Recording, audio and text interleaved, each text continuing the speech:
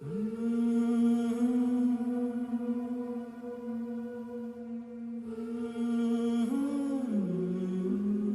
displaced by war face a new threat, the weather. A waterlogged field is now home. If the rain continues, they'll be forced to leave. But where can they go? Going there and seeing, these innocent women and children literally freezing to death was beyond heartbreaking. It was tragic. It was a catastrophe, and it's not something that you can really put into words unless you actually go there and connect yourself with those people. It's really hard to imagine what those elements are like. We left our homes without any possessions. You can see the rainwater around us. You can see for yourself how bad conditions are. What can we do? We're helpless. This winter has been cold with the rain, and I haven't got any money to buy any firewood or money to buy fuel. This winter we haven't received anything.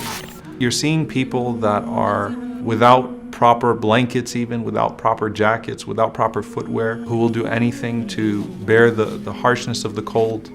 It opened my eyes to the neglect of the Syrian people. Our lives are as nothing. We have nothing but fear. Fear from illness, from the rain, and there's nothing to keep warm with. Really, the situation is bad.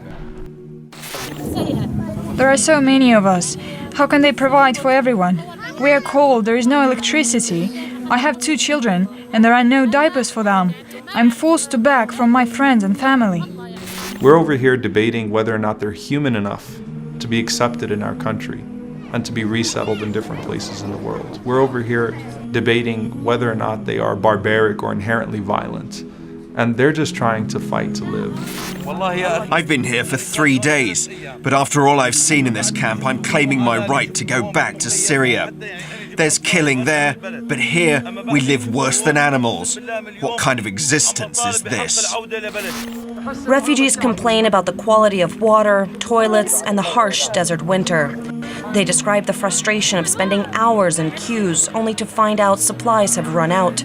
If I stayed in Syria, it would have been better for me. They would have killed me, yes, but it's better than coming here and being humiliated like this. I'm a sick old man. Why must I go through this?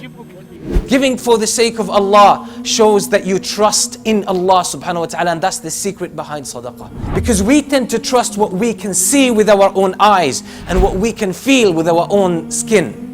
So when you want to spend, shaitan will say, you have children. Shaitan will say, you're planning to buy a house.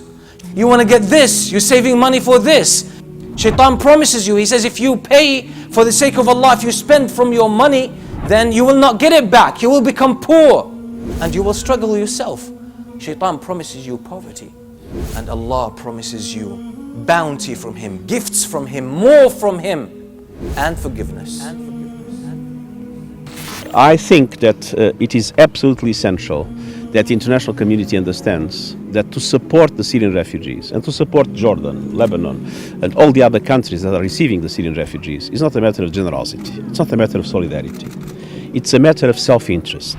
المي لا تزيد عن نص متر في الأراضي في البراكيات والخيم اللي موجودين فيها. الدنيا برد، شتاء كثير بتفوت علينا المي. هون الشتاء بالليل كثير باردة وما في صوبات ولا فلوتة وما في عنا جاكيتات. شوي ما عندي دفاية يعني، ما عندي غاز يعني ندفي حالنا يعني، ما في، بس أكثر شيء برد يعني ورشحة يعني كل الناس مش بس إحنا يعني، رشحة كثير وبرد وصقيع يعني، حتى الثلج صار جوا بالخيمة. It's one thing to see people through a Facebook video. It's another thing to sit with them. It's another thing to actually see the conditions and experience the conditions that they are living in. We cannot continue to speak about these people like they're essentially not people.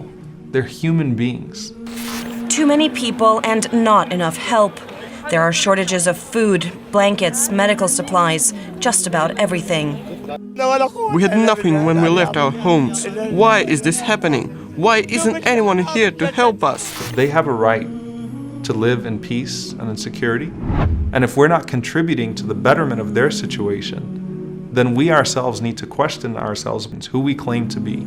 Are we really the moral standard for the world? So from now on, any kind of opportunity for you to spend for the sake of Allah, see it in the beautiful light. That it's an opportunity for you to grow in faith. It's an opportunity for you to trust Allah subhanahu wa ta'ala and demonstrate your trust. It's an opportunity for you to get more reward from Allah subhanahu wa ta'ala and also to grow your wealth. See it in your mind's eye.